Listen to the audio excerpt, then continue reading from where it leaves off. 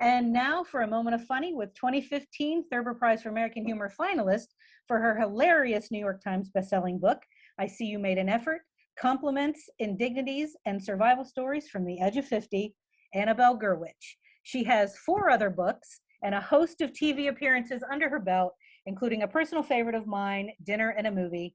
She's a Jewish mother, reluctant atheist, and avid environmentalist.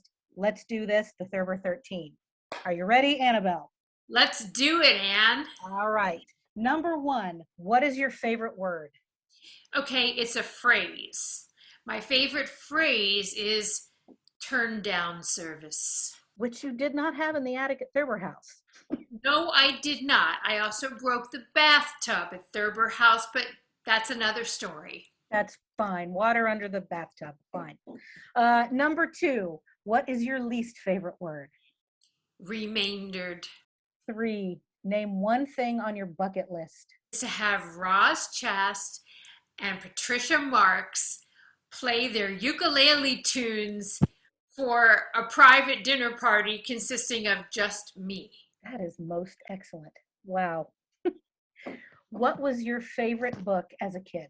Lord of the Rings was my favorite book. I always wanted to live in a hobbit house, which is a little impractical because I'm small, but not that small. And I'm still looking for Aragorn, Ranger of the North.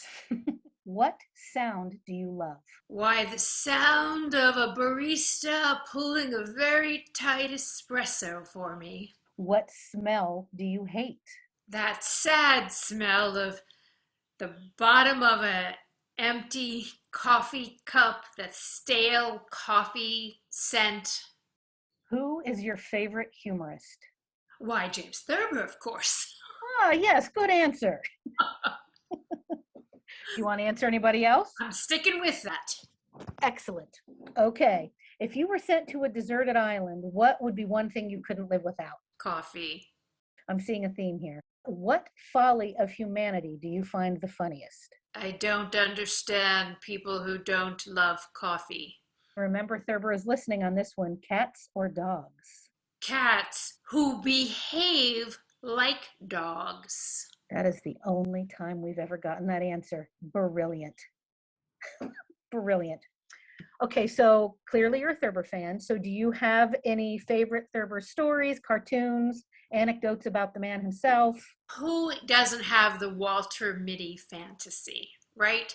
And do you want to hear mine? That's the next question, actually. So yes. Okay. Holding. Next question. What is your Walter Mittyest fantasy?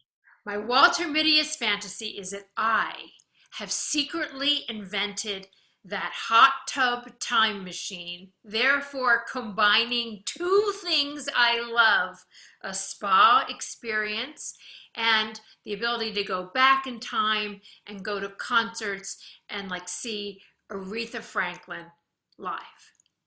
That is a good one. Last question. If comedy heaven exists, who do you want to greet you at the door? Joan Rivers, fingers crossed. Love it. Annabelle Gurwitch, thank you so much. That was most excellent. So before we let you go, do you want to tell us a little bit about your new book that you have coming out? You're Leaving When? Adventures in Downward Mobility.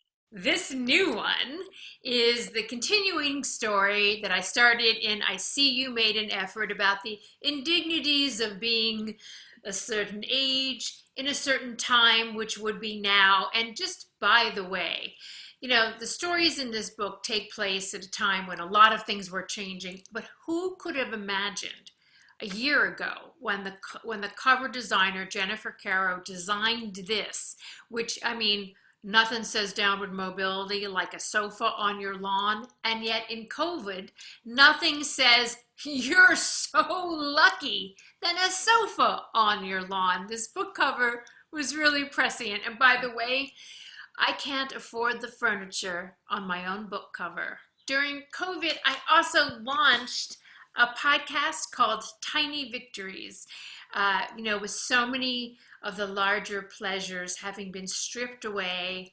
This is a podcast that is tiny. It's 15 minutes long. Who has longer attention span than that? And in that podcast, we celebrate small mercies that have been left to us in the wake of COVID.